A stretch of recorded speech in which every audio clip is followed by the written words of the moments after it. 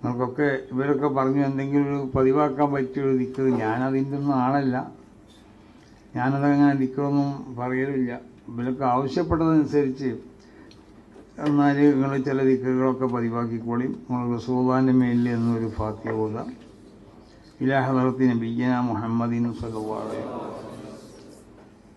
പിന്നെ ഖുലഫാഉൽ അർബഅത്തിൻ്റെ മേലിലൊരു ഫാത്തിഹ ഓതാം. പിന്നെ മശായിഖു തരീഖത്തിൻ്റെ മശായിഖന്മാർക്ക് എല്ലാവർക്കും ഒരു ഫാത്തിഹ ഓതാം. പ്രത്യേകിച്ച് പിന്നെ മഹാനാവുന്ന ശൈഖുനാ ശംസുലുലമൻ്റെ മേലൊരു ഫാത്തിഹ. അത് കഴിഞ്ഞ ശേഷം എല്ലാ മുഅ്മിനീങ്ങൾക്കും വേണ്ടി ഒരു ഫാത്തിഹ ഓതും.